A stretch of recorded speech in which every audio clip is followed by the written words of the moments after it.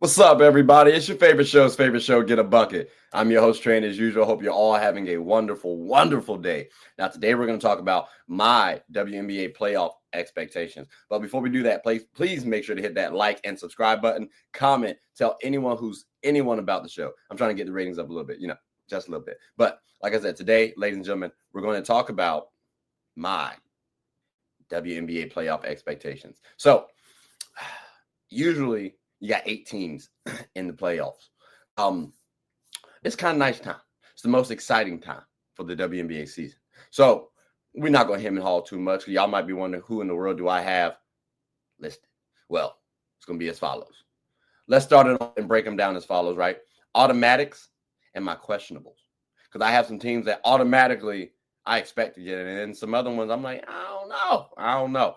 So let's start it off here with my 5th questionable team. The Wings, ladies and gentlemen, the Dallas Wings.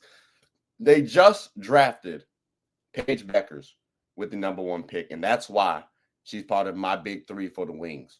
I'm basing this a little bit off the big 3, but holistically, really, but I'm showing y'all the big 3, right? So you got Arike, Paige, and DiJonai. That's a solid big 3. Pretty guard-oriented, though. So now I'm wondering, well, do we have enough talent to help out these 3 players? Paige is new. Arike is a star. DiJonai, we know, is a defensive-minded expert, right? Like, she can stop players from get a bucket. So I'm curious, do the Dallas Wings have enough talent? Because they did lose quite a bit of players, right? Natasha Howard, Satou Sabally. That's a lot to lose. So, again, do they have enough talent? And then do they have enough bigs? Because the people who I just listed off were at least 6'2" and above. So again, ladies and gentlemen, that's something to look out for. But the Dallas Wings, again, do have the star potential to make it to the playoffs. But there are some question marks, at least for me personally. So with that being said, I'm curious what y'all think about the Dallas Wings. But let's move on up to my next questionable team, number 4, the Chicago Sky. That's right. We do have Angel Reese, Carmela Cardoso, Ariel Atkins. Here's the thing, though. Do we have the right pieces around Angel Reese and Carmela Cardoso? Because that is the future for them. They did just draft pretty well, too. They got Haley Van Lith. They got Courtney Vandersloot back. But again, ladies and gentlemen, I do have some question marks around this Sky team because, well, Reese and Cardoso are the faces. They are the building blocks. So how do they develop? Are they good enough to get them to the playoffs this year? I think last year they were.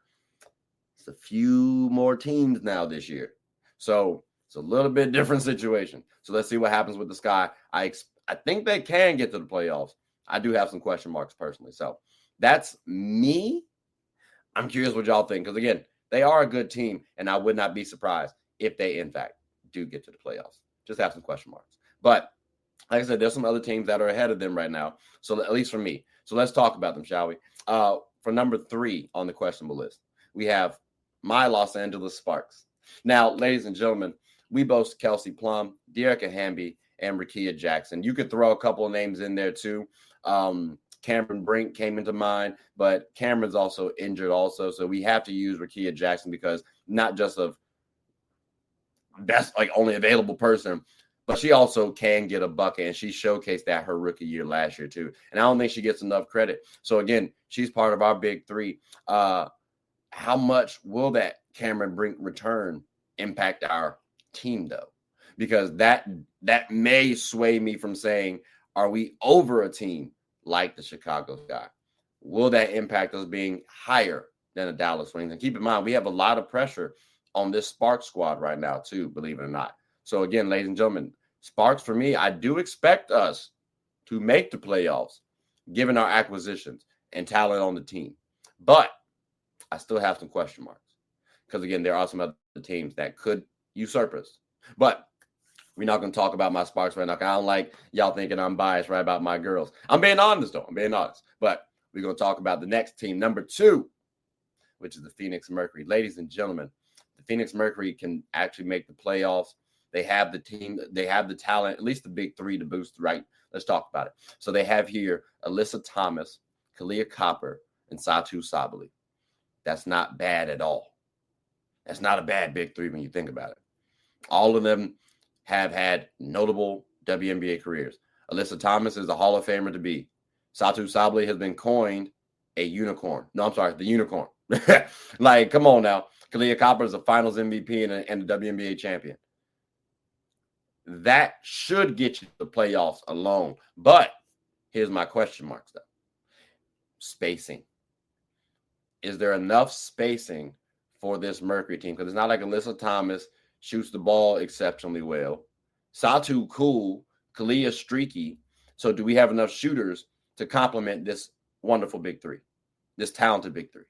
And then also depth concerns as well, too. Because, again, I said this big three should be able to get you to the playoffs. But what happens if one of the big three gets injured? Knock on wood. You know what I'm saying? Like, that is a possibility because injuries are part of the game. So, again, that is a question mark for me when we think about the Mercury. But in terms of expectations, especially based on the big three, I expect them to get there. I genuinely do. They have more than enough talent based on that big three. But I have some question marks. But that's why they're my number 2 team, ladies and gentlemen. So with that, let's talk about my number 1 team, which is the Seattle Storm. Ladies and gentlemen, last year, I said they can make some noise because I genuinely believe they had a team that could do some things. And I genuinely believe they have a team that can do some things. It's just not as high expectations this season as it was last season. Because, again, when I have Nneka Ogwumike, Skylar Diggins-Smith, and Ezi Magbegor as my big three, that is a quality big three. And I genuinely expect them to make the playoffs. I really, truly do. I could even see them making a top 5 appearance for the playoffs, right, when it comes to seeding. I do want to see how big of an impact losing Jewell Loyd is to the team. I do know you still have Nneka on the squad. And for me, Nneka is top 5, top 10 player in the WNBA. But I need to see what the depth looks like outside of this big three. The big three should be able to get them there. How much depth they actually have carries them forward. A player like a Jordan Horston, I'm really looking at you this season. Dominique Malonga, if you can come along this season, you just got drafted number 2 this year. So, I'm not going to put too much pressure on you. But if you can, oh, buddy, you may want to look out for this Storm team. But again, I do have some question marks because they got to prove some things first. So again, ladies and gentlemen, y'all see my top 5 questionable teams, right? Y'all heard my justifications. But I think it's fair. To say that that's a good listing. But I'm curious what you all think about that too. So if you guys think I'm off track on this, maybe I messed up on the ordering for you guys. Maybe I left off a team. I wanted to put the Mystics up there, but we'll talk about them another time. But now let's go ahead and talk about here my automatics. And starting off at number 5, ladies and gentlemen, we have the Minnesota Lynx. We have Napheesa Collier, Kayla McBride, and Courtney. Like, we know Courtney out there. Courtney Williams. Like, she's one of the most electrifying players in the game that's not known as a star. And honestly, she could be more electrifying than most stars. So this big three, we just saw them get to the finals, and they have good depth. They have a good team. They play their roles. They're coached well. Why are they number 5 for me then? Well, because other teams did just acquire some pieces that I do think vault them past the Lynx, even though the cohesion might be there for the Lynx. But again, getting to the actual playoffs, that has to occur. You have a tied for number 1 player in the WNBA in Napheesa Collier. She's tied for me with Asia Wilson and Brianna Stewart. That alone gets you at least into the playoffs, or at minimum close, but should be in the playoffs. Then you got a player like Kayla McBride or the McBuckets. Come on now. She can get a bucket.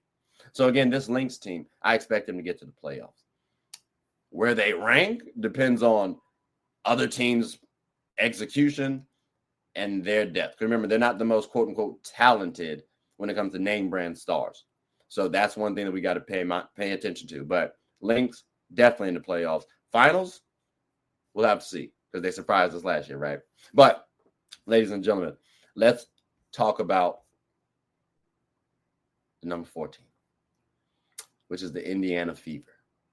Now, the Lynx last year, you might have thought they were a fluke, right? This Indiana Fever, this team, this season, they boast Aaliyah Boston, Caitlin Clark, and DeWanna Bonner as their big three. Now, you can shuffle some names around, or you can say Kelsey Mitchell, you can say Natasha Howard. They have a couple pieces on their team. Like, they're pretty deep on their squad. And then the bench ain't bad, too. So, ladies and gentlemen, in terms of the Indiana Fever, I wholeheartedly expect them to make the playoffs, especially with how the Caitlin Clark stands are talking about Caitlin. Oh, yeah, MVP, best player in the league. Okay, well, this team should get to the playoffs. Hell, should be contenders. But even removing that, though, and just using my own analysis, they got to get there. They got a quality top five or starting five. Honestly, could be the best. Could be the top starting five. Could be. We got to see. But the unit's cohesion, because they did just come together. We got to take note of that. And then, because I'm curious when they're going to realize, all right, who's going to need to be what? There's going to be a period of stepping on toes, if you will. And then also, Caitlin Clark and Aaliyah Boston's development. I think that's going to be huge if they take that next step. Remember, Aaliyah Boston is in her third season now. And then Caitlin Clark, this is her second. So for me, I want to see how Caitlin Clark does when it comes to double teams and turning the ball over, offensive fouls, all that stuff. Aaliyah Boston, can you now start to dominate? This can be your team. So again, the Indiana Fever, I expect them to make it to the playoffs. You definitely should too. And they're going to be fun to watch. So I hope you all enjoy them. But let's move on up to the number 3 team. Because y'all might have thought I was going to put the Indiana Fever a little higher. It's the Atlanta Dream for me, ladies and gentlemen. I'm not like, look, don't sleep on the Dream, okay? They have Ryan Howard, Alicia Gray, and Brittany Griner. BG, ooh-wee, like that is tough. When I tell y'all, that is an elite trio right there, because you have 2 elite way forwards and a dominant big. And that can work out so nicely. We could talk about the Bulls with like a Shaq. I'm not saying BG is like Shaq, but again, just from a comparison standpoint, a dominant force in the paint and then 2 elite wings. Now, for me, this is going to put a little bit of pressure on the big 3, because I said that's my expectations of them. Can they dominate? Can they dominate? Now, they do have the depth. Can their depth finally flourish? They do have some quality pieces. I like some of their play. I love Jordan Canada. Miss her on my squad. Like Haley Jones, they drafted out of Stanford. Your time is now to shine, to come up, right? Like they have some quality pieces coming off the bench. But can the big 3 dominate? And will the depth actually produce? And at a level that's contending-esque. That's what I'm looking to see. But playoff-wise, yeah, they got to make that. That's easy. If they don't, very big disappointment. All these automatics, very big disappointment if they don't make it.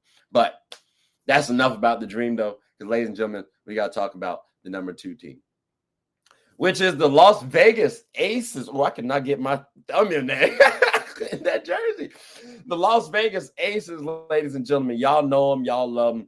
Both Asia Wilson, newcomer Jewel Lloyd, and Chelsea Gray. Now, they do have other players as well, too. Like, you can include Jackie Young into the mix of the big 3, right? They have a really top-heavy team.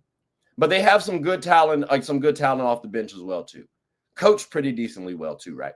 So, again, when I'm talking about the Aces, they just were back-to-back champions.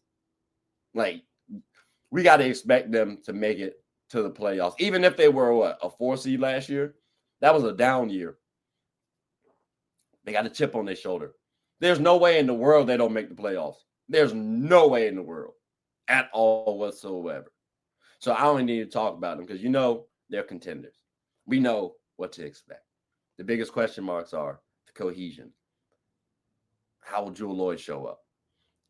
Will they step on each other's toes? Because Chelsea Gray has a chip on her shoulder. Jackie Young has something to prove. And they got egos. So let's see how that battles out. But again, playoffs, easily getting there. And of course, the number 1 team, Well, I was about to be very disrespectful and say another team, but that's too much. That's too much. The New York Liberty, ladies and gentlemen, they are defending champions. It's right that we have them here. Their big three is boasted by Breanna Stewart, Sabrina Ionescu, and finals MVP, Jonquel Jones. You got to save the best for last, right? But again, ladies and gentlemen, the big three for the Liberty, that alone should carry them into the playoffs. But not only that, they have players like Phoebus. They have players like Benaje Laney, Leonie Phoebus, and Benaje Laney. Those are two good players that make a quality starting five. But then they also got quality players coming off the bench too, like a Natasha Cloud. That works. Like, ladies and gentlemen, this team here, this Liberty squad, they very well could go back to back. And when I say they could go back to back, that means that they're going to get to the playoffs. So again, automatics, ladies and gentlemen, there might be no higher team. There might be no more automatic of a squad than the New York Liberty. I don't even care about the seeding. I really don't. But you guys have now heard my questionable listing as well as my automatic listing for the WNBA teams that make it to the playoffs for the 2025 season. So I'm curious what you guys think. Did I miss a team up here? You guys let me know. But ladies and gentlemen, this does conclude the end of the show. So I greatly appreciate you all for listening. Thank you all so much. Please make sure to like, subscribe, comment, tell anyone who's anyone about the show. My name is Trey. I'm the host of Get a Bucket. Hope you all are having a good one. Make sure to go watch WNBA. It's a hoot and a half.